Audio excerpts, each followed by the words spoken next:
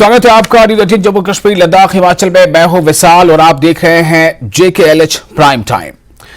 जम्मू कश्मीर प्रशासन ने एक बड़ा कदम उठाया है। यह ऐसा कदम है जिसके बारे में सुनकर सैकड़ों या उससे ज्यादा भी लोगों की मुसीबतें बढ़ सकती हैं। और यह कदम जो उठाया गया है वो है बैकडोर नियुक्तियों को लेकर। जी हां, क्या है ये बैकडोर नियुक्तियां और कब से कब तक का जो कार्यकाल है उस दौरान कौन सा ऐसा काम हुआ है, कौन सी ऐसी नियुक्तियां हुई हैं जिस पर कहीं ना कहीं एक लाल निशान लग चुका है, जिसके ऊपर अब खतरे मंडरा रहे हैं। और सिर्फ उन बैकडोर नियुक्तियों पर बल्कि जो अफसरान, जो अधिकारी इस मामले से जुड़े होंगे, हो सकता है कि उनके खिलाफ भी एक्शन हो, ऐसी भी तैयारी है। चूंकि 1 महीने का समय दिया गया है CS के जरिए से कि रिपोर्ट तैयार करें और जल्द से जल्द इसकी डिटेल दें। अगले आधे घंटे इसी पर आज बातचीत करेंगे कि आखिर ये क्या है बैकडोर नियुक्ति का मामला और इसके ऊपर जो एक्शन होगा तो कौन लोग आएंगे इसके जद में, और इस पर क्या कहना है उन तमाम सियासी दलों का जो कहीं ना कहीं किसी न किसी तरह से इसके स्टेक होल्डर्स रहे हैं।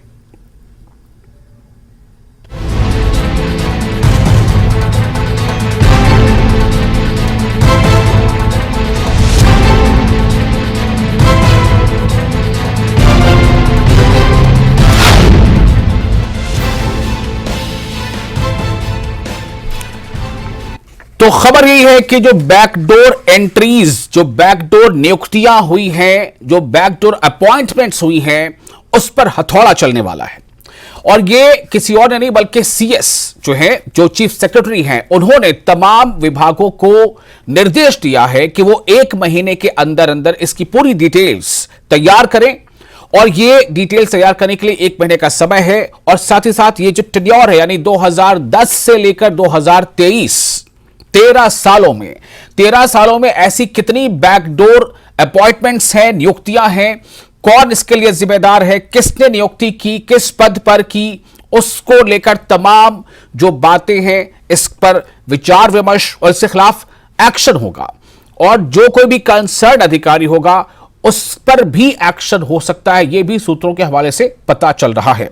तो इस मुद्दे पर कहना क्या है, अलग अलग पॉलिटिकल पार्टीज के लोगों का, इस पर उनकी राय जानेंगे कि वो क्या कहते हैं इस पर। क्या ये कदम जो उठाया जा रहा है ये बेहतरी के लिए है या उन्हें लगता है कि इसमें कुछ ठीक नहीं है या मंशा ठीक नहीं है, ये उनसे जानेंगे। हमारे साथ 4 खास मेहमान होंगे इस प्रोग्राम में। JKLH प्राइम टाइम हमारे साथ हैं सोफी मोहम्मद यूसुफ, जो BJP जो UT वाइस प्रेसिडेंट है, BJP जम्मू कश्मीर UT के, और वरिंदर सिंह सोनू जी हैं, प्रवक्ता हैं PDP के। वरिंदर जी आपका भी स्वागत है, सोफी जी आपका भी स्वागत है। और रविंद्र शर्मा जी हैं, सीनियर लीडर हैं कांग्रेस के, जम्मू कश्मीर कांग्रेस के। और कुछ देर में हम आशा करते हैं कि हमारे साथ होंगे एडवोकेट मुजफ्फर इकबाल खान, जो सीनियर लीडर हैं जम्मू कश्मीर नेशनल कॉन्फ्रेंस के। आप तमाम लोगों का बहुत बहुत स्वागत है। सबसे पहले मैं चाहूंगा सोफी मोहम्मद यूसुफ जी, आप हमें यह बताएं कि जो CS ने, यानी चीफ सेक्रेटरी जी ने जो ये निर्देश दिया है, इसका अर्थ क्या है? देखिए विशाल जी, ये एक बहुत बड़ा कदम है कि जो लोग जिन्होंने पढ़ा भी नहीं था, जो किसी जिम्मे में आते भी नहीं थे, उनको नियुक्त किया गया है 2010 से लेकर 2013 तक। ये मैं मानता हूं कि एक बहुत अच्छा कदम, क्योंकि एक गरीब को इंसाफ नहीं मिला। आप देखेंगे बहुत सारी ऐसी नौकरियां जब भी इन्होंने इक़्तिदार संभाला, इन्होंने अपने लोगों को, अपने ठेकेदारों को बैकडोर एंट्री से लगा दिया है। और मुझे लगता है कि इसमें जितने भी ऑफिसर इन्वॉल्व होंगे उनसे भी पूछना चाहिए। मैं विशाल जी आपको कहना चाहूंगा कि 87 के बाद, 88 के बाद जब यहां मिलिटेंसी शुरू हुई जी, उस वक्त से लेके जांच होनी चाहिए। बहुत सारे ऐसे लोग नियुक्त किए गए जो मिलिटेंसी के दबाव पे किए गए, उनको भी बाहर का रास्ता दिखाना चाहिए। विशाल जी, यहां हमारे 14 लाख नौजवान जिनका कोई नहीं है, वो बेरोजगार हाथ फैलाए हुए वो बैठे हैं, उनको रोजगार नहीं मिल रहा है। इन्होंने अपने ठेकेदारों को नियुक्त किया है। ये LG मनोज सिन्हा का और हमारे चीफ सेक्रेटरी साहब का बहुत बड़ा कदम है, हम इसको मुबारकबाद देते हैं।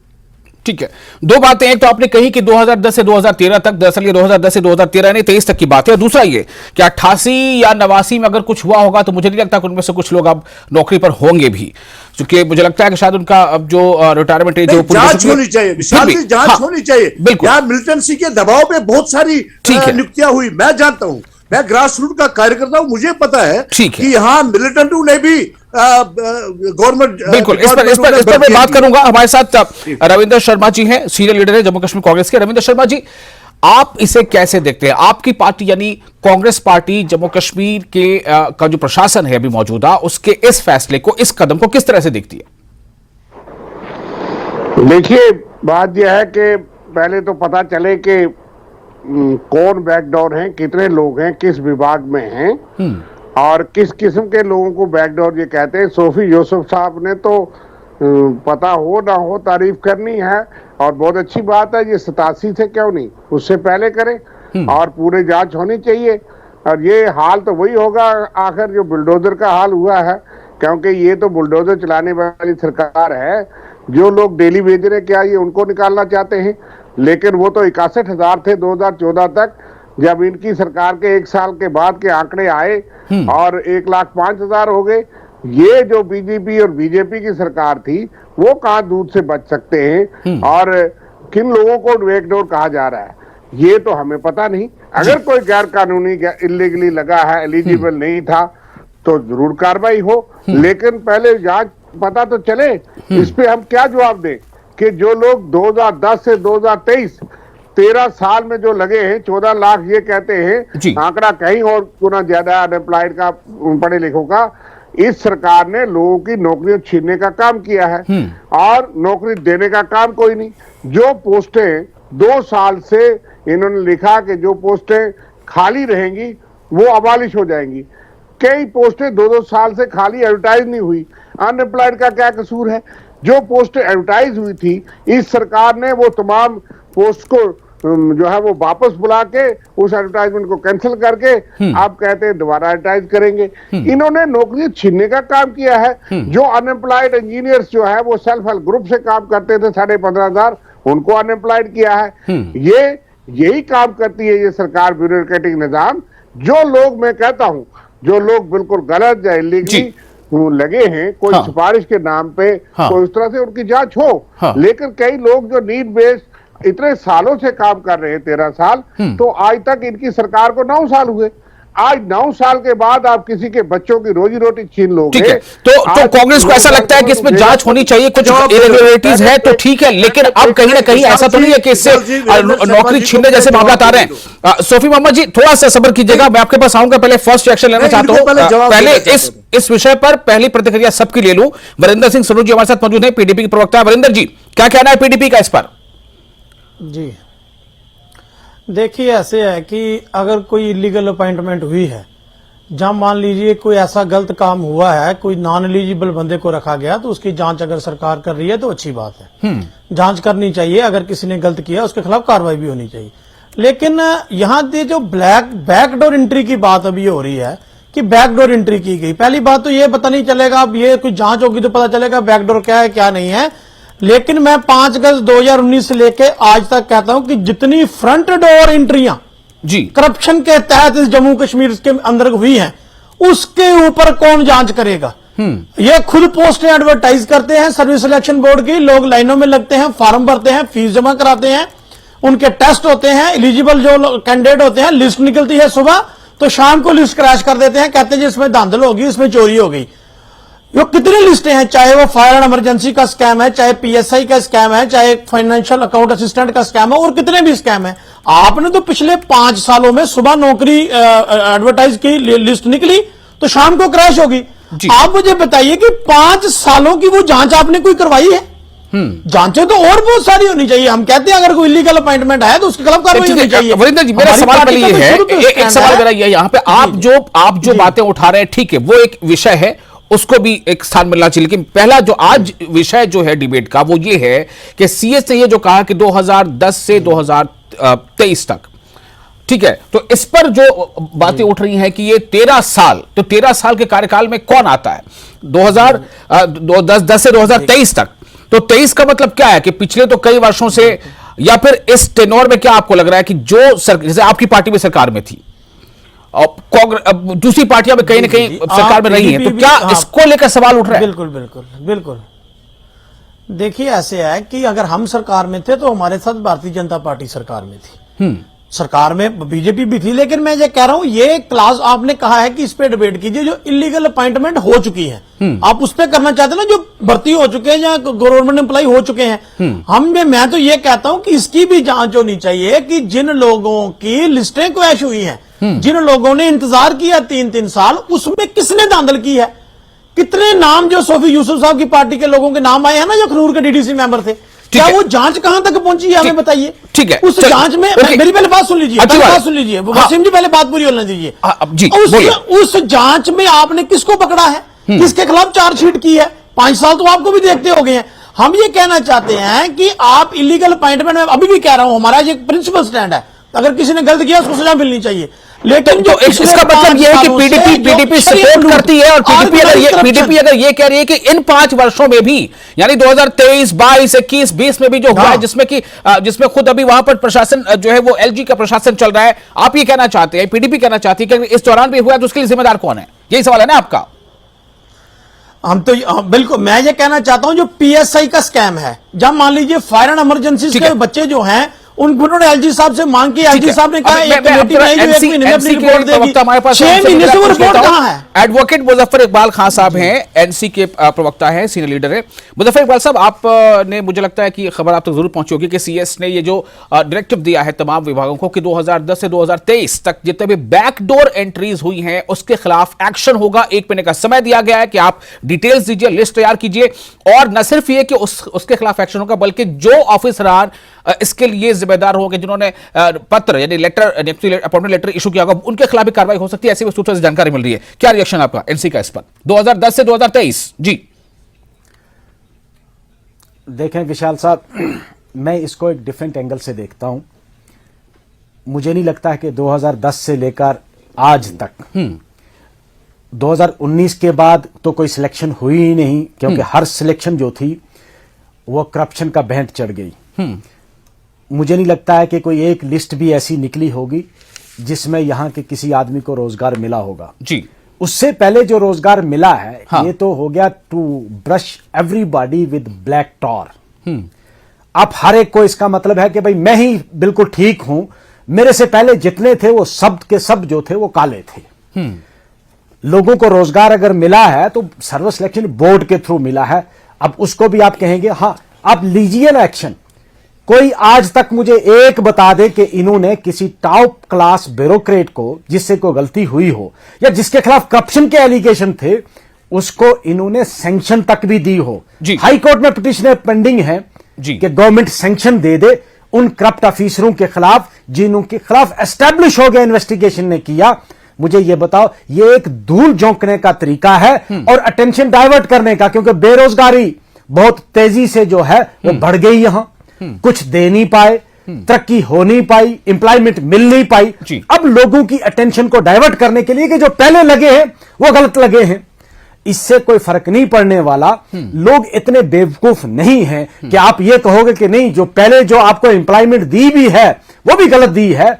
इससे लोगों को और मायूसी होगी, मिलने वाला कुछ नहीं। हम जांच के खिलाफ नहीं है। ये फर्स्ट राउंड था, फर्स्ट राउंड में आप पहले सैंक्शन तो दीजिए। चीफ सेक्रेटरी साहब के ऑफिस में, चीफ सेक्रेटरी साहब के ऑफिस में कितने आईएएस अफसरों की सैंक्शन की फाइल पड़ी है, सैंक्शन नहीं मिल रही है।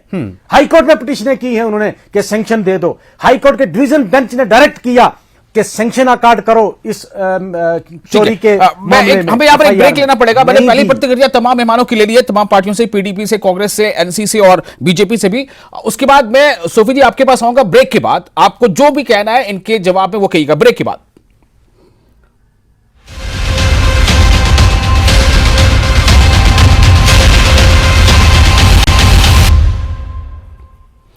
ब्रेक के बाद एक बार फिर आपका स्वागत है। आप देख रहे हैं न्यूज 18 JKLH पर, JKLH प्राइम टाइम। आज विषय यह है कि जो बैकडोर नियुक्तियां हुई हैं, बैकडोर अपॉइंटमेंट्स हुए हैं, यानी सरकारी अपॉइंटमेंट, सरकारी भर्ती, नौकरी, उस पर हथौड़ा चलेगा।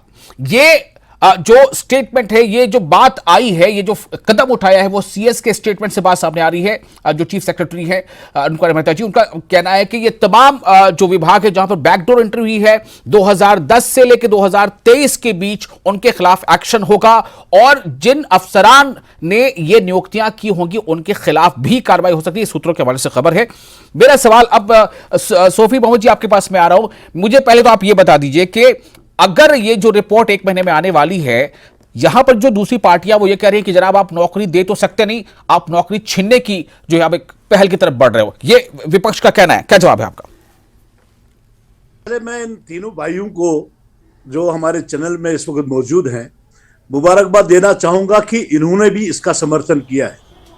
अब ये लोगों को धारक में रखते हैं, लोगों को बेवकूफ बनाने की फिर से साजिश हो रही है।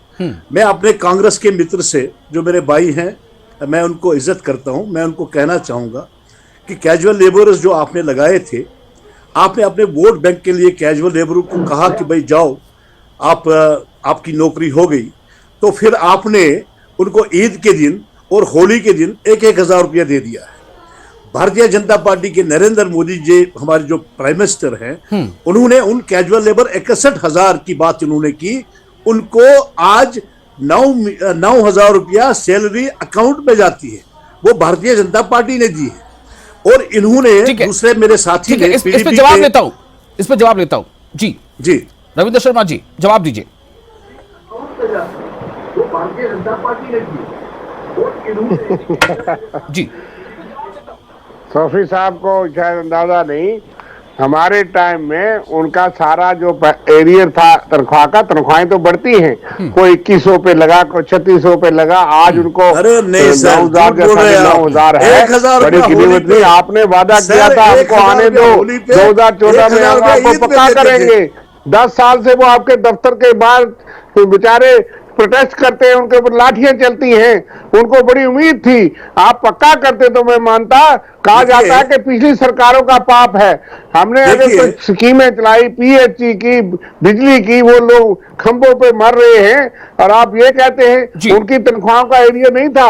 आज 72 महीने की तनख्वाह जो है, ये डेली वेजेस और नीड बेस आपकी सरकार में उनका 72 मंथ्स की तनख्वाहें मुझे जानकारी है कि बकाया है। दूसरी बात यह है कि अब आप उनके ऊपर बुलडोजर चलाओगे, पक्का तो कर नहीं सके आप उनको। इस जुमले में फिर आप बैकडोर किसको कहते हो, पहले ये पता चले।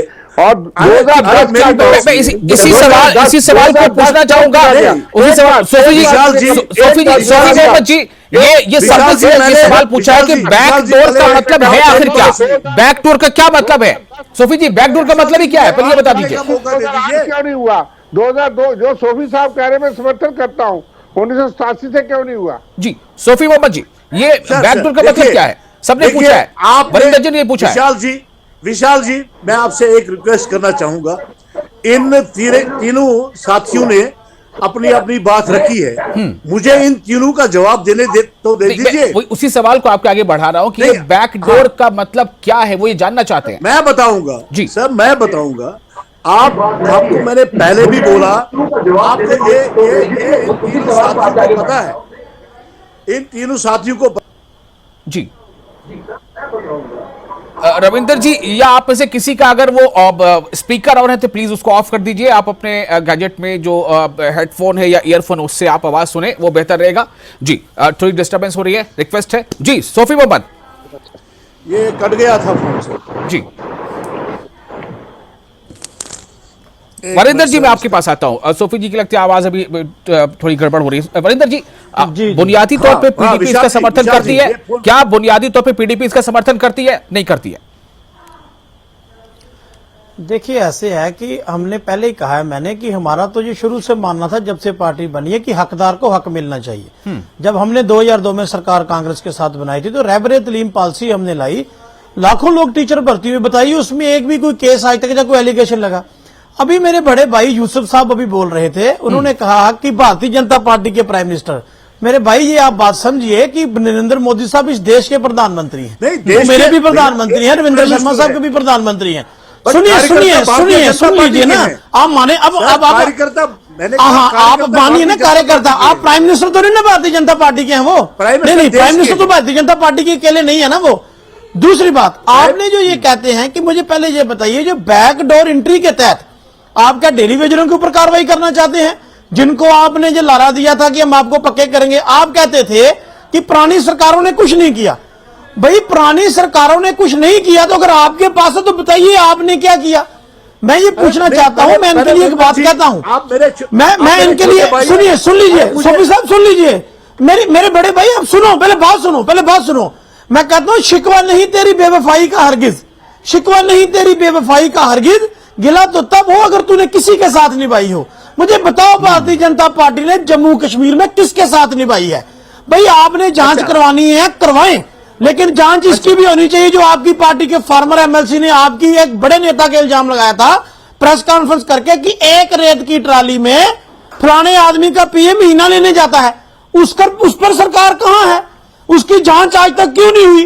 क्यों 3,000 की ट्राली जम्मू शहर के लोगों को 10,000 में मिली, वो 7,000 किसने खाया? आप बताइए ना, जवाब दें। आपने बुलडोजर के नाम पे, लोगों को घरों से उजाड़ के फेंक दिया, उसके ऊपर जांच कौन करेगा? आपने जो सवालात उठाए हैं उसका जवाब ले लेते हैं। वरिंदर जी, आपके सवाल का जवाब लेते हैं, लेकिन सोफी जी एक सेकंड, थोड़ा सा मुजफ्फर जी के पास जाना चाहूंगा एक बार फिर से। मुजफ्फर जी, कुछ और पॉइंट सामने आ गए हैं। क्या ये बुनियादी तौर पे बात सही नहीं है कि अगर ऐसा हुआ तो एक एक्शन होना चाहिए, लेकिन क्या इसका शिकार कौन लोग हो जाएंगे? डर किस बात का है मुजफ्फर साहब? मुझे लगता है कि ये एक, जी हाँ, बोलिए। हेलो, मुझे लगता है, मेरी आवाज आ रही है आप तक? बिल्कुल आ रही है, बोलिए। हाँ जी, हाँ जी। मुझे लगता है विशाल साहब, मुझे लगता है जी कि ये अटेंशन डाइवर्ट करने का एक नया तरीका निकाला गया है जी। अगर ये डेली वेजर्स के अगेंस्ट डायरेक्टेड है तो ये तो सरासर ज्यादती है। मैं बताऊं आपको, हमारा जो जम्मू कश्मीर है ये एक हिली टेरेन है। इसमें जो शहर है श्रीनगर और जम्मू, 2 सिटीज हैं जहां आप मैन कर सकते हैं वाटर सप्लाई, इलेक्ट्रिसिटी सप्लाई या एसेंशियल सर्विसेज जितनी भी हैं थ्रू रेगुलर एम्प्लॉइज। जो पहाड़ी इलाका है आप उसको देते क्या है? कभी 6 महीने, साल में 1 महीने की तनख्वाह देकर पूरा साल उससे आप पाइप ठीक करवाते हैं, वो पाइप की सप्लाई चलाता है। और उसके लिए आप कोई ऐसा तो है नहीं कि उसने आईएएस पास करना है और उसके लिए आपने एग्जाम लेना है। ठीक है, वो वहां का जो लोकल ऑफिसर होगा उसको पता है कि कौन आदमी इफेक्टिवली एसेंशियल सर्विसेज को चला सकता है। अगर ये उसके खिलाफ है तो ये तो सरासर गरीब पर ज्यादती है, जुल्म है। एक तो आप उनको तनख्वाह नहीं दे पाए, परमानेंट उनको कर नहीं पाए, आपकी स्कीम सारी ठप जो है उन्होंने चलाई है। अब मुझे ये पता नहीं कि ये इंक्वायरी किसकी है। और रहा सवाल जो बाकी एम्प्लॉयमेंट है परमानेंट, वो तो through service selection board exam qualify करके आए। भाई मैं जज बना 2002 में, मैंने तो पीएससी क्वालिफाई किया था। कोई ये कहे कि नहीं ये बैकडोर एंट्री हुई है, तो जो परमानेंट पोस्ट है मोस्ट ऑफ दी पोस्ट। सवाल ये उठा रहे हैं विपक्ष, हो सकता है विपक्ष अपने तरीके से सवाल उठा रहा हो कि जी आप डेली वेजर्स की नौकरी खत्म करना चाहते हैं, रोजगार खत्म करना चाहते हैं, आखिर कौन इसके नरखे में आएगा? जवाब दे दीजिए। विशाल जी, कैजुअल लेबरर्स की कोई बात नहीं है। ये हमारे कांग्रेस के मित्र ने कहा कि क्या ये कैजुअल लेबरों को निकालेंगे? हमने कहा कि नहीं, उनको 9,000 रुपया हमने ही दिलवाए हैं पर मंथ। दूसरा, मैं पीडीपी के मित्र से कहना चाहूंगा, जो आपने 2500 बैकडोर एंट्रियां जम्मू कश्मीर बैंक में की आपकी सीएम साहिबा ने, तो उस पर जांच नहीं होनी चाहिए? कोर्ट में केस नहीं चल रहा है? मैं आपको बताना चाहूंगा, आप उसमें साथ थे, उस सरकार में आप शामिल थे। मैं कहता हूं कि अगर गलत हो रहा था तो आप क्या कर रहे थे वहां? आप भी उसके मेंबर थे, इसीलिए तो आप भी काउंसिल के मेंबर थे ना, आप क्या कर रहे थे? तब तो सब कुछ ठीक था, तब तो सब कुछ 4 साल आप गवर्नमेंट चला रहे थे, तब तो आप कुछ ठीक था। निकाला इकदार से। नहीं, मैं कहता हूं मुझे बताइए ना, आपने कहा हमने 2500 एंट्रियां बैकडोर की, अभी आपने कहा, मुझे बताइए इसको साबित कीजिए।